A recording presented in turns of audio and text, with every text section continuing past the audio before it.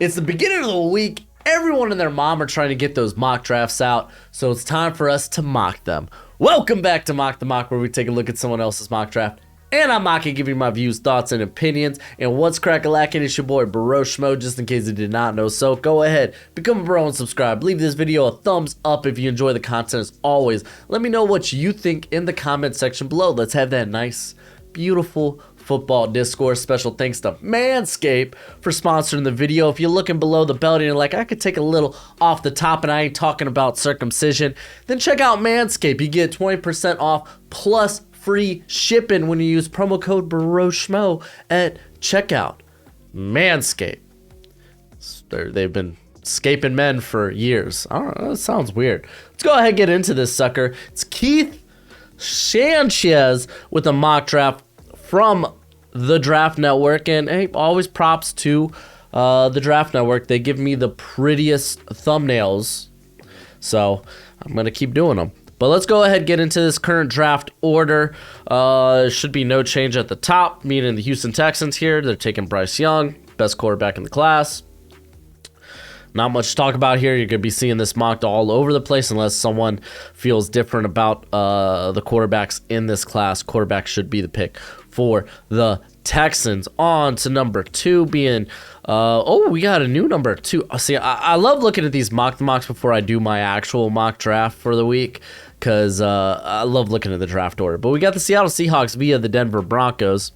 And they're going Jalen Carter over a Will Anderson, which, again, we talk about Jalen Carter, Will Anderson. They're the best non-quarterback prospects in this class. It's kind of 1A and 1B, so not too beat up about it.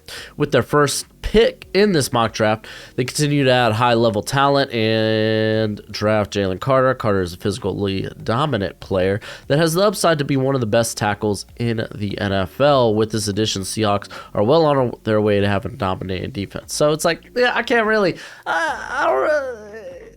kind of is what it is, man. Just take the best player. Just take the best player between Carter and Anderson. You're not going to be wrong. That's the beautiful thing. You're just not going to be wrong. So I imagine Bears take Will. Freaking Bears don't take Will Anderson. Okay, they take Quentin Johnston in a. What a twist! I would say this probably should be Will Anderson if he's available. But let's go ahead and read this sucker. The Bears appear to finally have a difference maker at QB. Justin Fields' success as a player will largely be dependent on the team's ability to surround him with talent. Quentin Johnston has all the measurables to be a true number 1 and has the production to match over the past 2 seasons at TCU. I believe pairing Fields with Johnston will give the Bears a dangerous wide receiver quarterback combo that could develop into one of the best in the NFL. Well, this is interesting. I still think the pick's Will Anderson here. Just because I don't like reaching for need, and like Quentin Johnston to me is still a top 10 player. Like, don't get me wrong. I think I have him as top 10 at least. But Will Anderson's just kind of in a league of his own, so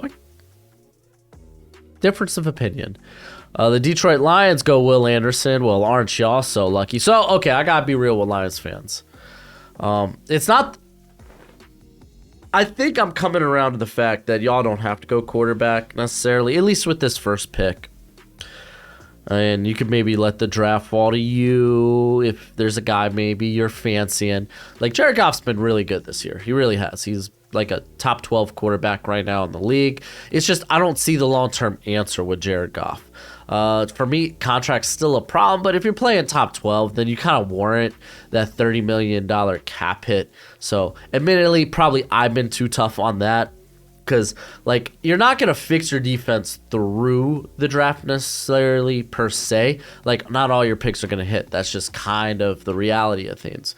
So, I feel better about taking those shots in free agency and adding veteran talent to this defensive, just to this defense in general. However, if Goff plays like this, it's like, okay, you could definitely bring this cap back and maybe hope to get a quarterback maybe later in this draft or later in or maybe in like 2024, which granted, you're going to have to give up significant draft capital or capital in general to move up and get a quarterback, probably at that stage of things.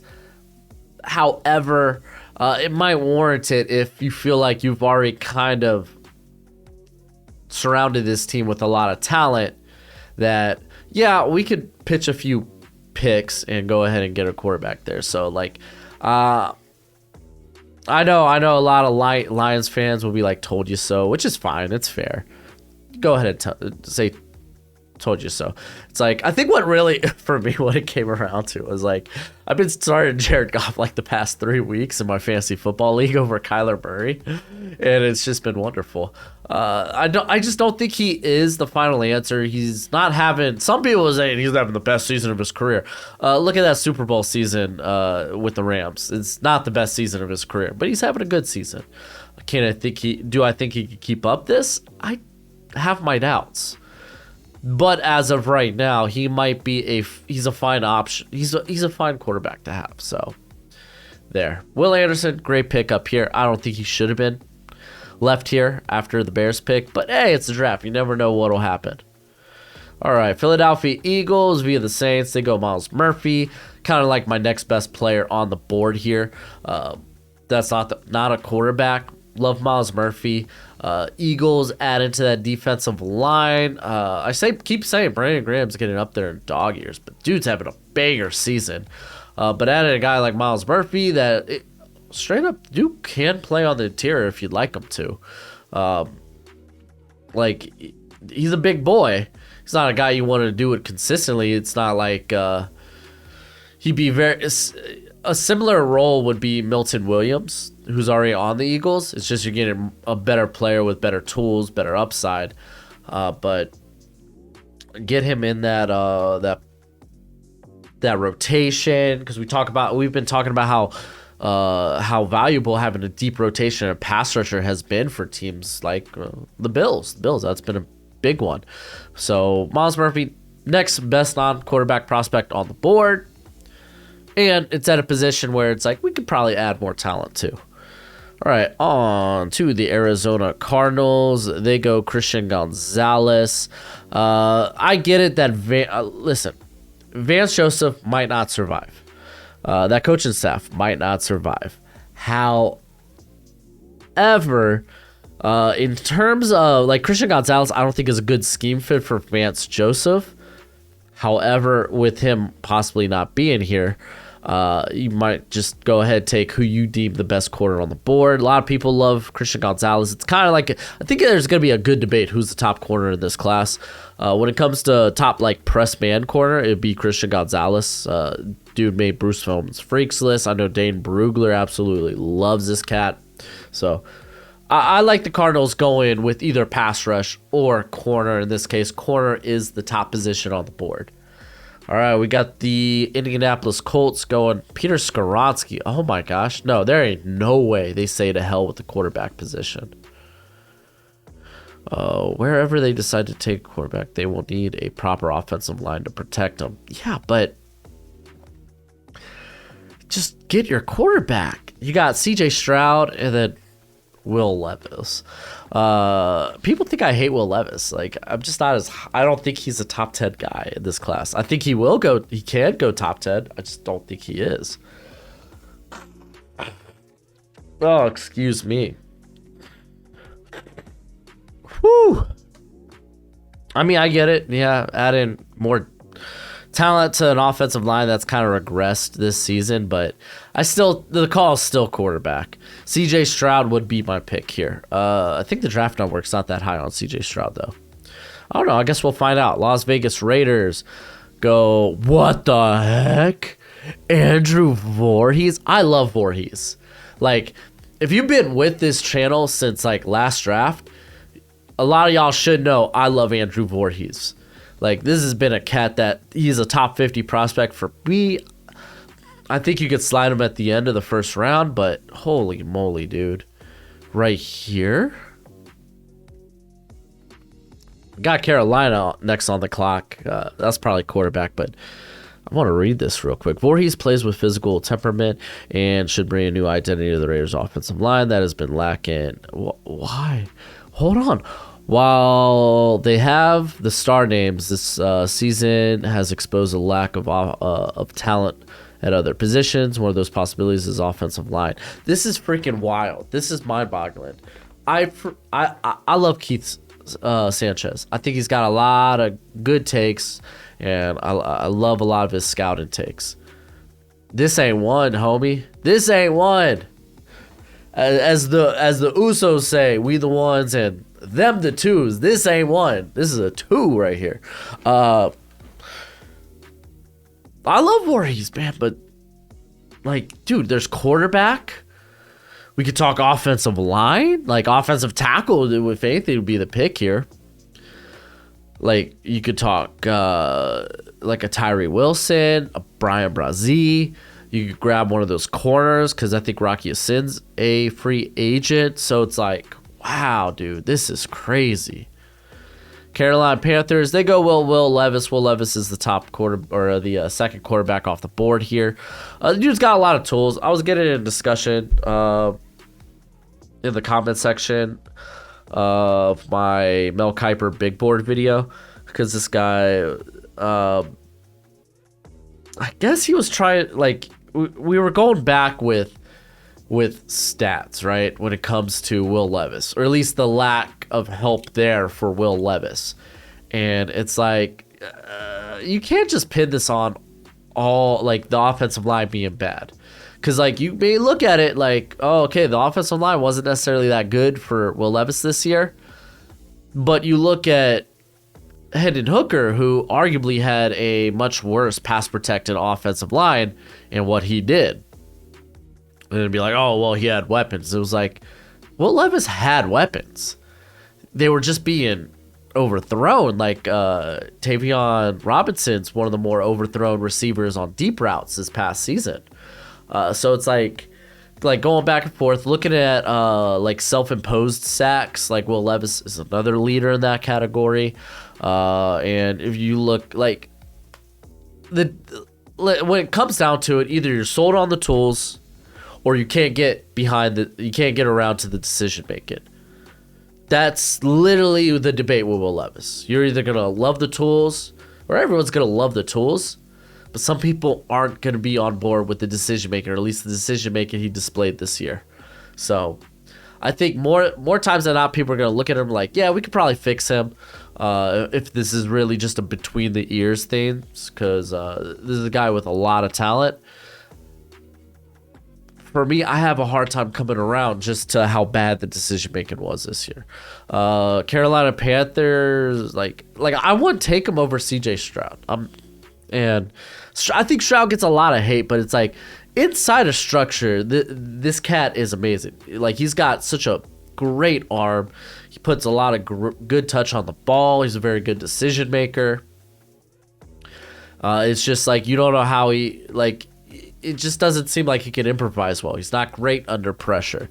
And it's like, for me, like, that's fine. I don't think you have to be that guy consistently under pressure. Because, like, if you could see it from a clean pocket, like, how good this dude is, then it's like, great. Let's try to put him in an environment where he's consistently in a good, like, a clean pocket. I'm not going to sacrifice a guy who I think has, like, okay, he might have better tools, better mobility, but, like, a guy who's actually got it done on the field, I'm not going to sacrifice that guy for, like, I guess Will Levis, who it's like, well, he's got close mobility. He literally has some of the tools that make Patrick Mahomes and Josh Allen special. It's like, yeah, and you're taking a swing at that. Like, CJ Stroud is just the safer prospect at this point. So, I don't know. You let me know in the comment section below. Number 10, the Atlanta Falcons, Bijan Robinson. Atlanta loves to run the football, but there's just bigger positions of need on that Atlanta team than running back. So I'd probably go elsewhere. Love Bijan, though. It's going to be interesting to see where he does go. All right, the Jacksonville Jaguars, they go Broderick Jones. Offensive line in general could be a way to go for the Jags. As Trevor Lawrence is really coming alive, dude. And I'm not going to lie, like, low-key, like, the AFC South, there's still 2 games out, but we might have a race on our hands at the end of the year here with how bad the Titans have been playing. But, yeah, like, I'm not a big fan of, like, Cam Robinson. Jawan Taylor is a free agent. You don't really know what you have with Walker Little. And quite frankly, you could probably move Little to guard if you want to, if you're not satisfied with Ben Birch. So, maybe, is it Barch? I don't know. But, so maybe go Broderick Jones, who's still a guy that's going to need a little more seasoned, a little more polished, but in terms of length, strength, athleticism, size, he's got it. All right, to the Houston Texans, Brian Brazee. Just keep grabbing good talent. Brian Brazee is a good talent. They're missing that on that defensive line in general. So Brian Brazee, a guy who's going to test out extremely well. Do it. I like it.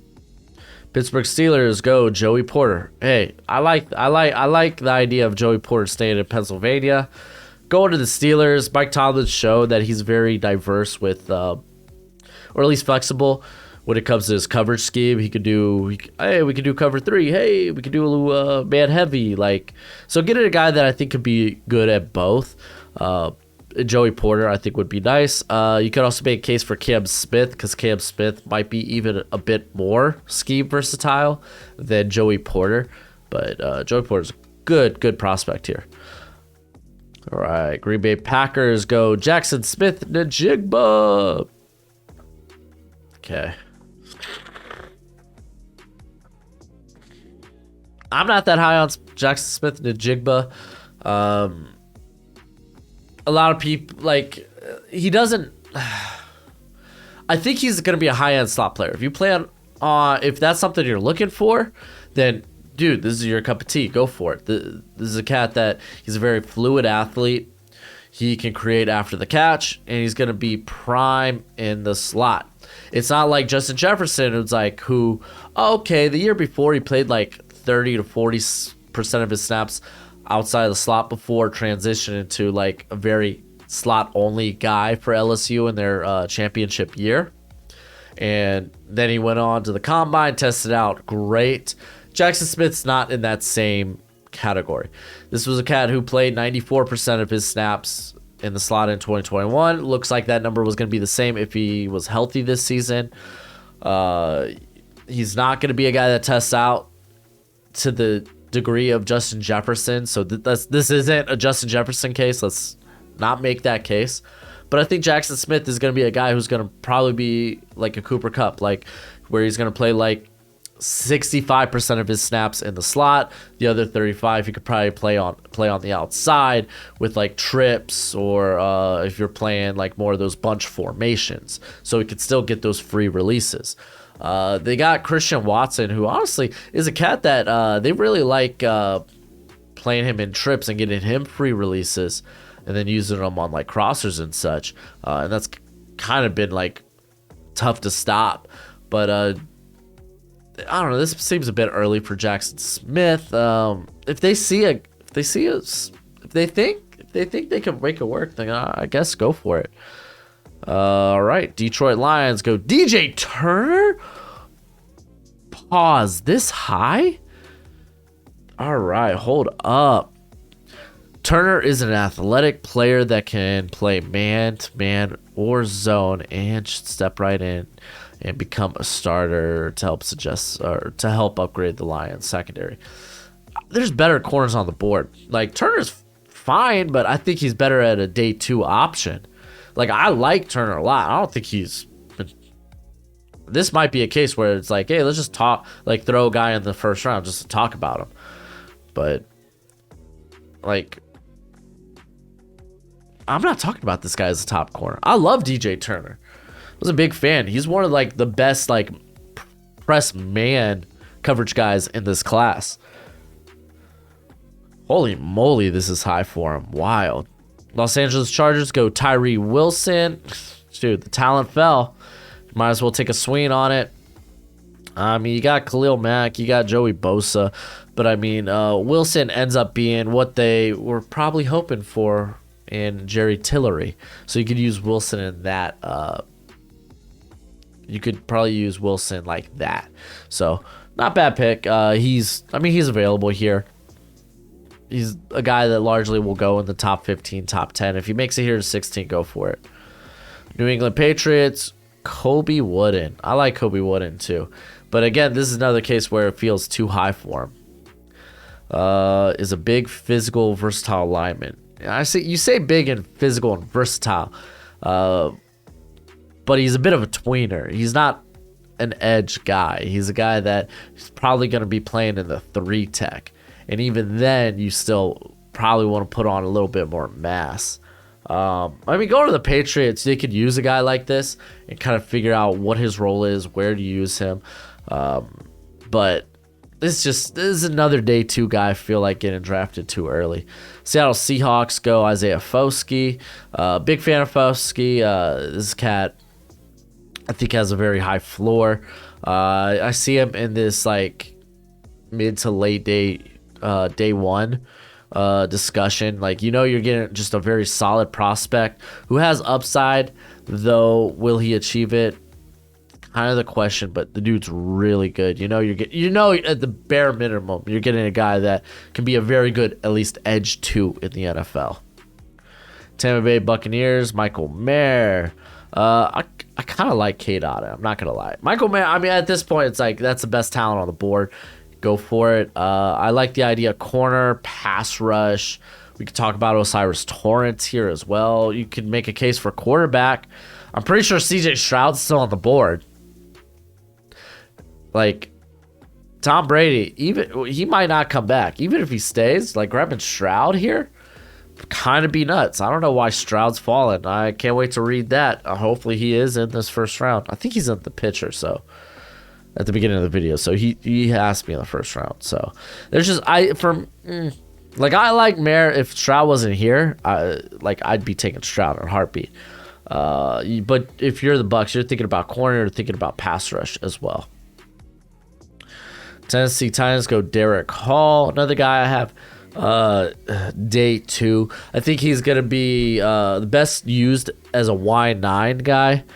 A guy who is not the most flexible, not most bendy guy, but you put him there, that Y9, give him that natural angle to attack from. Like, he's stupid explosive. Again, with the Titans, I mean, there's guys like Jordan Addison, I think, still on the board. CJ Stroud, I'm not going to lie to you guys. If I'm the Titans, CJ Stroud's here, I think I'm taking that. I really do. Like, because they're starting to, like, I don't know. I feel like this Titan team could end up blowing it up with Derrick Henry with 1 year left on his contract. I think Ryan Tannehill's contract they're able to get out of, if not this season, next season. So it's like CJ Stroud would be, if he's here, I'm taking him. All right, the New York Jets, they go CJ Stroud. I feel like this was kind of forced, but I guess it is what it is. CJ Stroud, let's see. They're blah, blah, blah. I believe the Jets are done with the Zach Wilson experiment. Preach. They've proven that this team might be only a quarterback away from being a consistent playoff contender. This is a quarterback-friendly offense, and Stroud would be able to fit well. Why did Stroud fall? Why did he fall? Are we experimenting with why he might fall? Like, I don't know. I don't get it. This is a great pick by the Jets. There ain't much to say.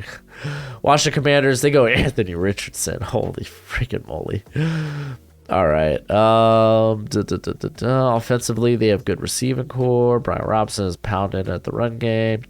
They simply need a difference maker at quarterback. I appreciate what Taylor Heineke has done to this point, but I think they should draft Anthony Richardson at quarterback. He has the upside to be flat out dominant.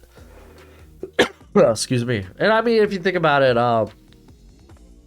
Ron Rivera has experience with dealing with a quarterback who was trying to still figure it out with his arm. When you talk about Cam Newton, who was his OC when they drafted Cam Newton?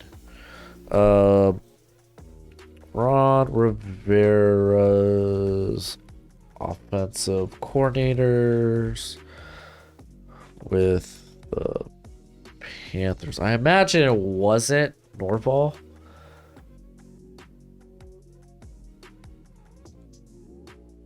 I said Norval. It's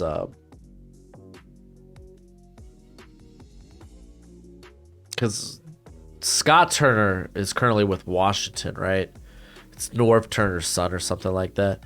All right, so okay, let's look when Cam Newton.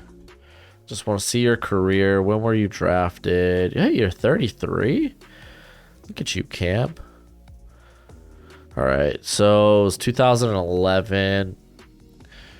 Panthers offensive coordinators. 2011. Okay, offensive coordinator history. Thank you. Oh my gosh, this isn't in order, is it? Oh, okay. No, it is. Okay. So it was Mike Shula for the most part during that Cam reign. And Norv Turner came in. Ooh. Cause let's go with whoops.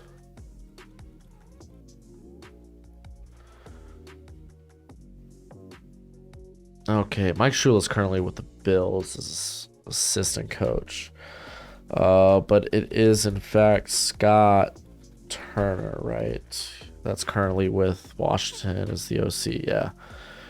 And those were the down years for Cam, right? Cam Newton when he was under Norv Turner, right?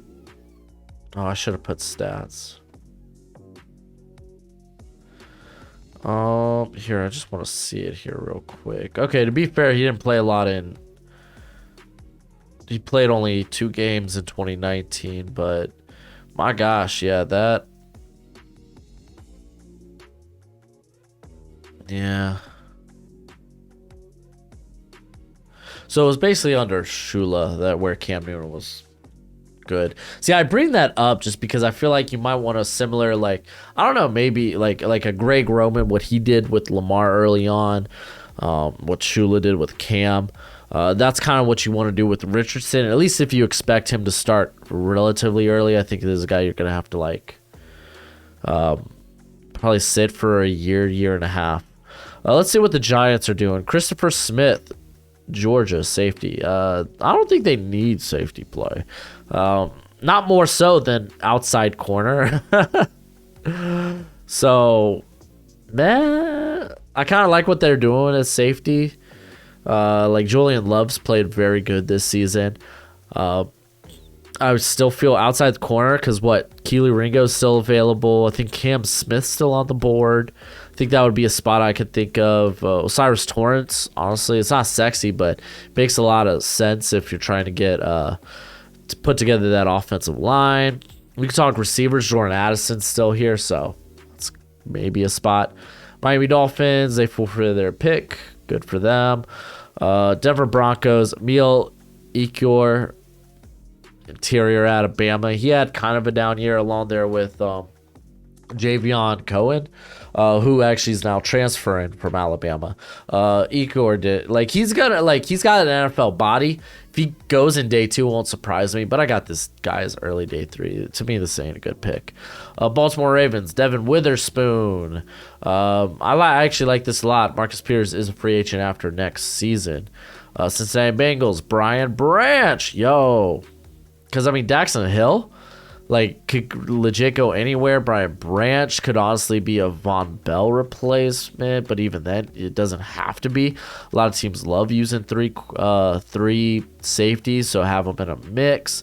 I don't mind this pick. I actually like this. I'm a big Brian Branch guy. Keely Ringo going to the Cowboys. This is a flippin' steal. Good for you, Cowboys. I'm a big fan of Keely Ringo. I know it hasn't been pretty all the time this year, but this guy has the height, length, athleticism, speed. This cat has a lot of traits that'll make him hard to ignore. And this year in that defense, he was mainly a guy that was like, I'm not going to get beat over the top, and he allowed a lot of stuff underneath. Kansas City Chiefs go with Anton Harrison. Did Paris Johnson not go? What is this draft? But I've talked about on the channel how, like, I don't think they're going to get anything done with Orlando Brown. They just haven't been able to extend that contract, or at least prior to the season, and then he has had not a great year. So I think they might just let him go. So Anton Harrison would be a nice pick here. So would be Paris Johnson.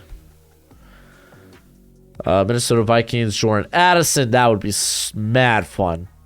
Addison and Jefferson. That would be actually pretty freaking nice. The Buffalo Bills go Jalen Hyatt. Isn't this basically the Gabe Davis role, except for Davis can play on the outside? I mean, you're getting a vertical guy there on the interior. I say on the interior, probably in the slot. Khalil Shakir is more of this underneath. A guy that can attack at all three levels pretty well. So you get actually a variety of good slot options here. Again, the Bills, they can kind of do whatever they want. That's kind of the position they're in. Preferably offensive, like, interior, I think would be a pick here. Like Paris Johnson. I think I'm saying to hell with Spencer Brown. Move him to the interior, see if that works. Take Paris Johnson here, and bam, you got your right tackle. Philadelphia Eagles, Jahmyr Gibbs. Yeah.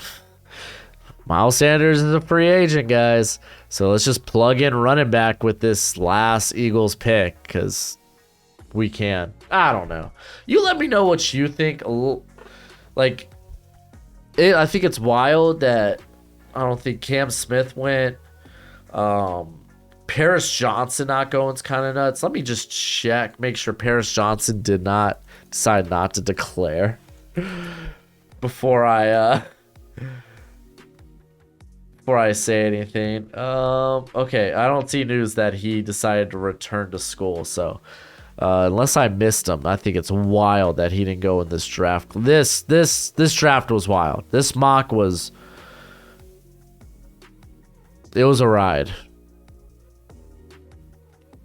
Yeah, no Paris Johnson. That's wild. I don't know. Let me know what you think in the comment section below. That's it for the video. Go ahead, do the YouTube thing as always. Until next time, you be easy, my friends. Later.